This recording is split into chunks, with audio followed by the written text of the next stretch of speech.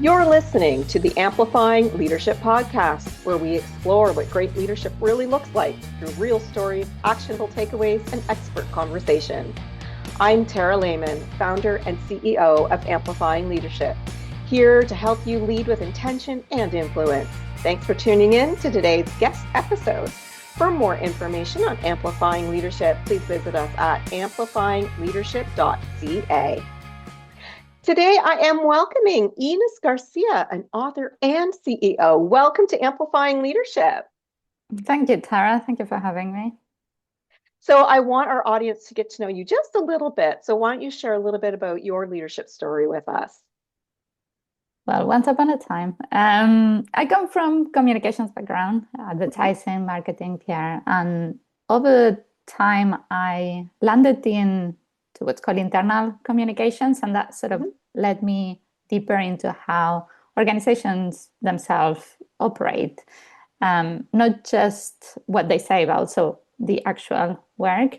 And also the digital sphere, that's early 2000s sort of boom that we had. And that work led me then to Agile, how to deliver that sort of part of the business in a more fluid way, reducing risk, increasing predictability, to which that led me to Lean. How can we reduce waste iteratively, incrementally, but especially waste of time, but also waste of material, energy, that led me to circular economy. I went through an executive program with Cambridge University on that front.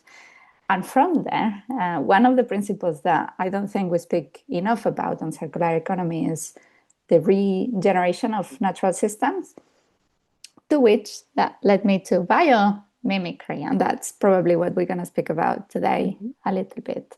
So that sort of my work sits in between that organizational and agile coaching, circular economy, regenerative land design, biomimicry. And basically the common thread is how can we reduce waste of time, effort, materials, and focus into what matters in this very noisy world that we have made for ourselves. And how can we leave the place, the people, the products, the planet in a better state than how we found it. And I love Lean too. I used to lead some of the Lean projects as well in my organization and love it. There's so much time wasted, so much cost sometimes wasted as well. And yeah, it's a very important thing when we're talking sustainability as well. I want to talk a little bit about diversity today. So I want to talk about how when we actually can embrace diversity, we can build resilience within our organizations, maybe even our teams. And I'm curious why you think that that's so important. Is important, and also nature has already solved that one, has the answer for us there, because resilience in the natural systems is embodying through mainly three strategies. One is variation, one is redundancy, and decentralization. And diversity is sort of the engine of these three things in my mind. Think of seeds and pollination. The variety of genetic composition means that if one strain fails, then the others can survive. So it's not an inefficiency, it's a proven strategy. Like, for example, we tend to think of redundancy negatively in organizations, but with this idea, if one crop fails, you can still feed your nation.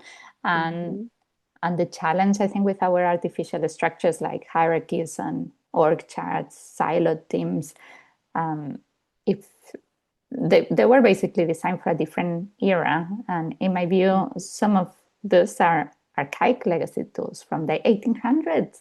And we haven't evolved those. And how much has changed since the 1800s? Yeah, a lot has changed since then. Yeah, and hierarchies is one of those things, right? They filter, they suppress, they silo. So and they control and avoid change. And I would imagine that today is in organizations what you want to innovate. So we need to be careful and be conscious and cognitive into which tools we use for what. Really. Yeah, and I want to come back to change for a minute because obviously change is constant in our world right now. I mean, I don't think anyone can say anything except that. And I'm curious, how you think that when we embrace change and diversity, that can build some of that resilience or even the adaptability in organizations or within our teams. Like, how does that work together? What are your thoughts? Well, I've done quite a lot of work into this idea of the edge effects. And I Okay. think nature shows us the edges where the forest meet the meadows, where the river Hmm. meets land. Those are spaces that have greater diversity than each of the items by themselves, right? Like that, Right. the level of accumulation of resources and higher exchange that happens at the edges is an increased productivity that you don't find in other spaces, right? Hmm. So magic really doesn't happen at the center; it happens at the intersection. So for me, diversity isn't just a values conversation; it's a design principle for Mm. resilience.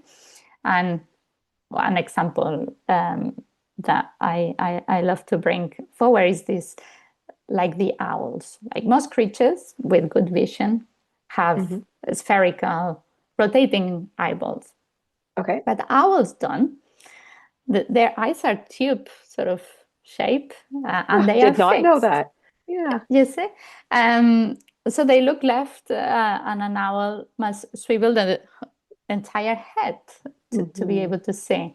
That at first may sound like a disadvantage, but that's an evolved strategy. And also, so their neck motion and range, as you know, in comparison to other creatures, has an extension that no others has. It enables that sort of rapid blood supply to be able to swing around. Mm. Right.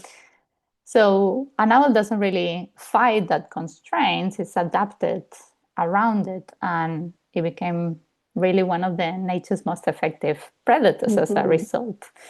And I kind of see this pattern in organizations. When a team or a company faces uh, disruption, restructure, market shift, new technology, a crisis, the ones that thrive are those that don't try to revert how things were before, but the Mm. ones that, like a tree, bends with the wind and Hmm. reshapes into something that is more appropriate to the new conditions. Right?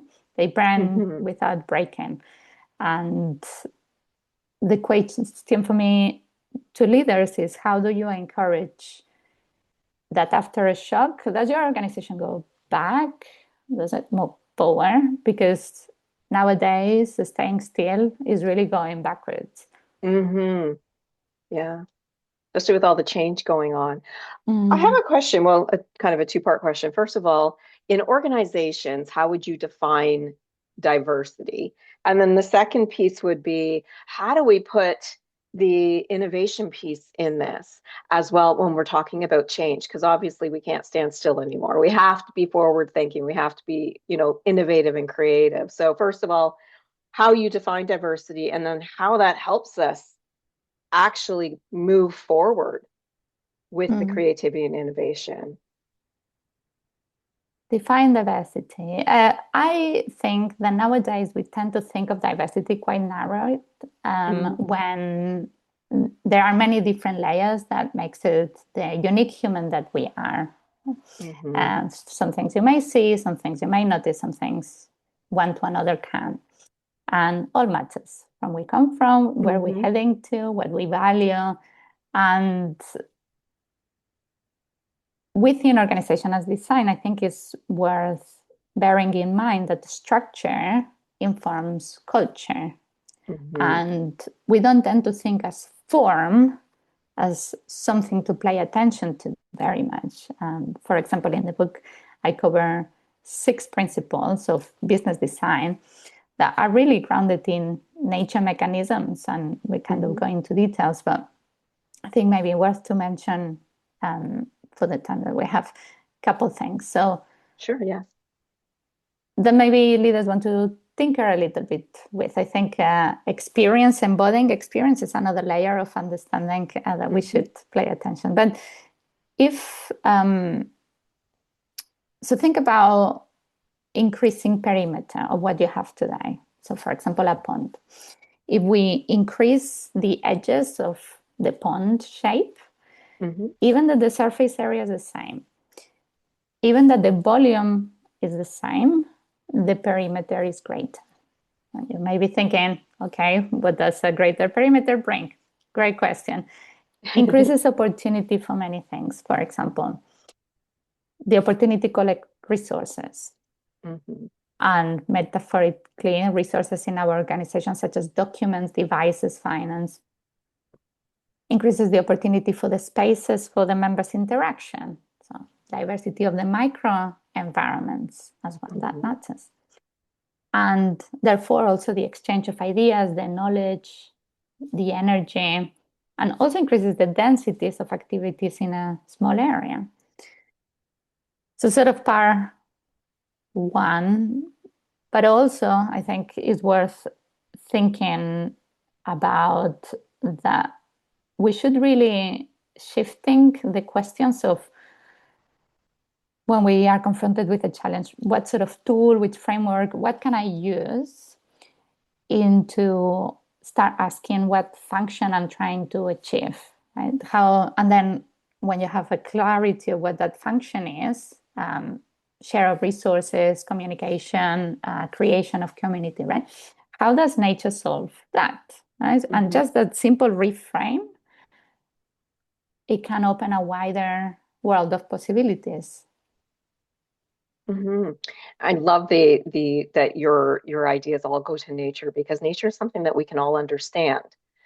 And it's a great way for us to, sometimes in organizations, what comes down, the language used, et cetera, we don't understand it at certain levels. And so being able to say, okay, well, how does nature do it?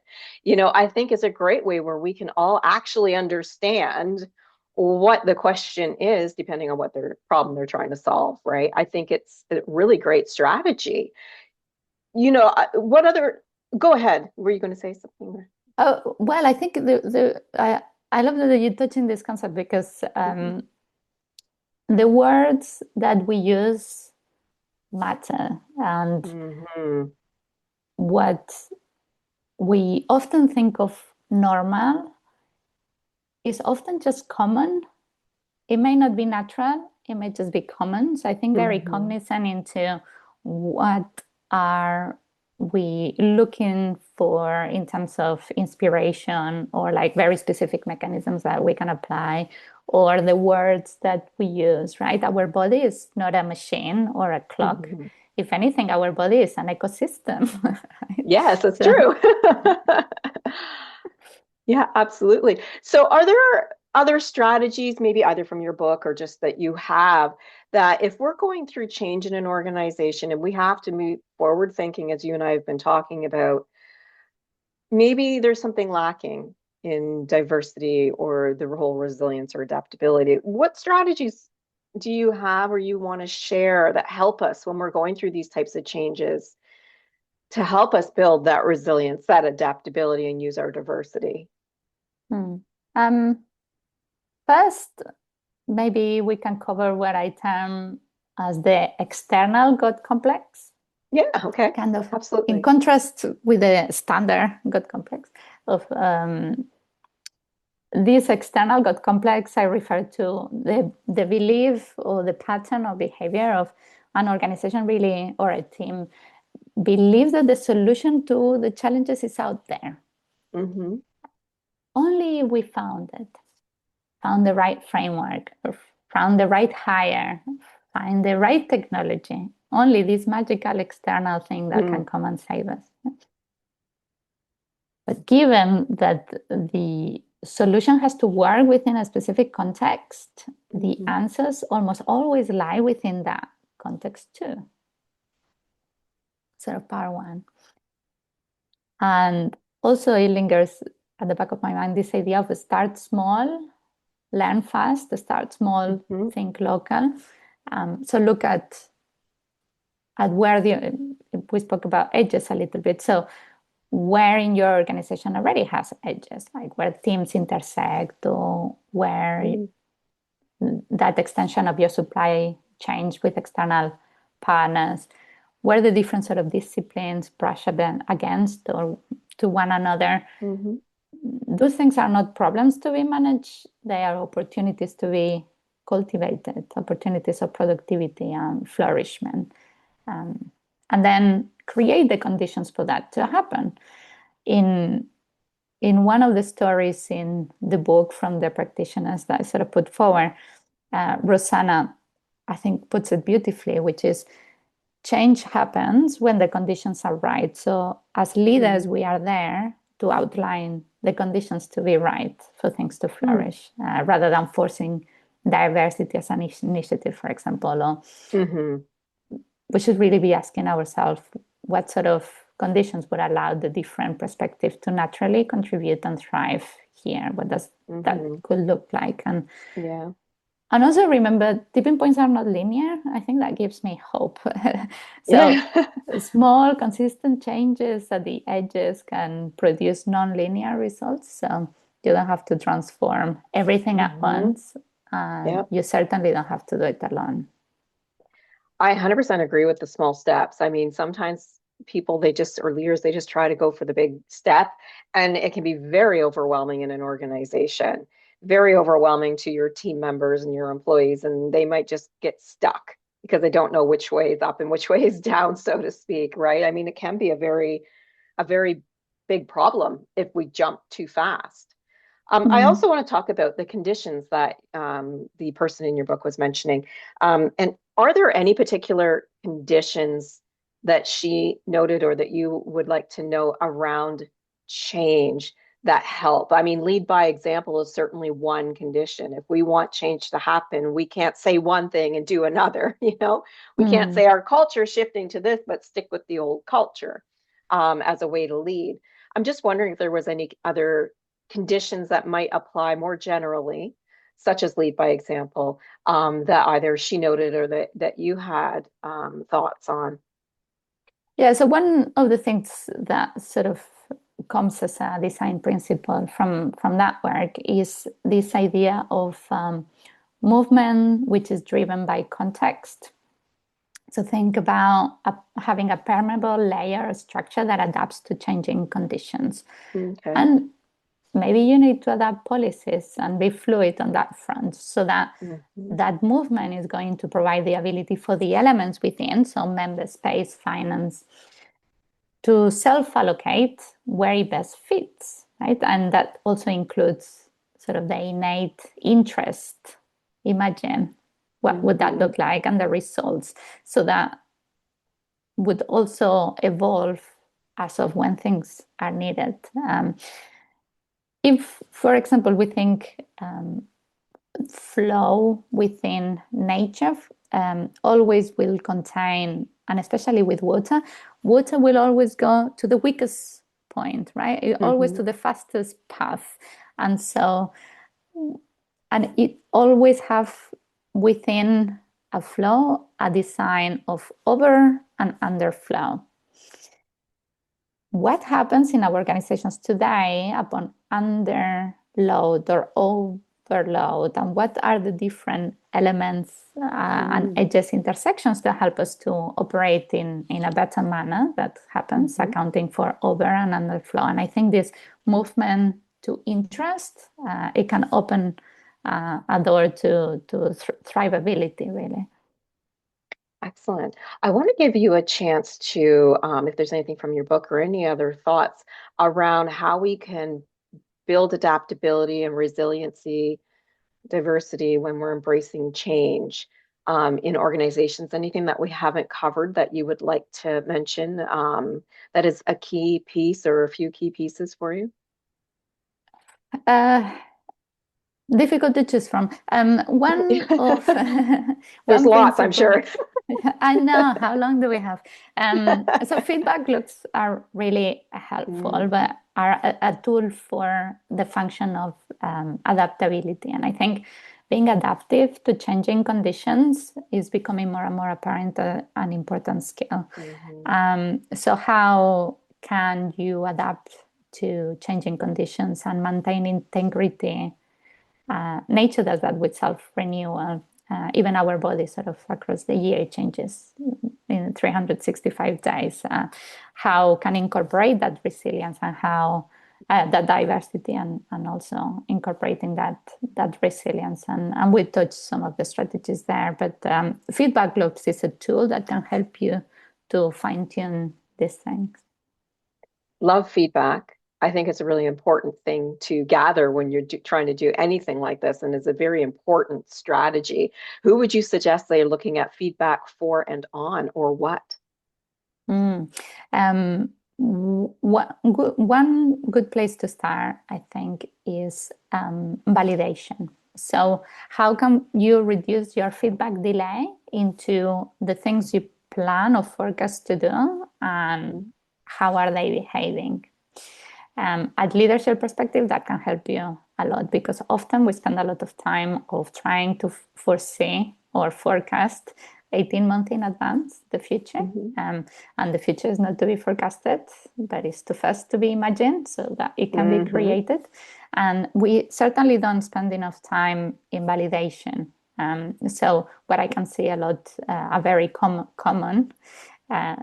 normal common, not natural, pattern of behavior is that we will spend a lot of time in trying to know what is the current progress of items. And if you reduce that will give you a time to be able to account for validation. Is this thing that we are putting out there doing the things that we expected? So you have deltas to learn and ground upon into what you're going to do next. Are you pursuing the same way in the wrong destination, or are you Right. gonna move? So sometimes when we think of feedback loops, often we tend to think of, okay, how the team can look within itself and deliver things better. It has its place, but how can you reduce the feedback of validation? I think at leadership perspective, it can give you another layer of decision making that we often don't look at. And decision making and all those layers is a totally different topic for another podcast episode for True. sure. I could talk about that one all day too. I want to give you a chance to give our audience that one piece of advice. If they're going through change, what's something that you really want them to hear from you? Let's quiet our cleverness, right? Because we are surrounded with 3.8 billion years of proven, refined, tested solutions. And yet, when we confronted with a challenge, we just reach to the same upcycle frameworks, tools, and often without really thinking about what is the function that we are trying to achieve. So, my tip is next time you are faced with an operational or organizational challenge, before you reach to the typical tools and what all the uses, ask how does nature solve this, right? And really thinking about that function. And that single question can shift everything. Moving from that tendency of blank canvas to tapping into this archive, 4 billion years of R&D, right? I really think it's time for us to bring humility and understand that the solution to our problems are already here in the living beings surrounding us. I love it. And I love that question because, again, as I mentioned earlier, it's something everybody can relate to.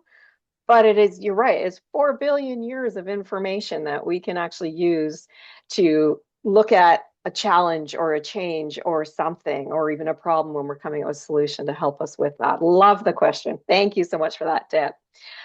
I'm wondering if our audience wanted to get a hold of your book or wanted to connect with you. Is there a way that they can do that so they can learn more?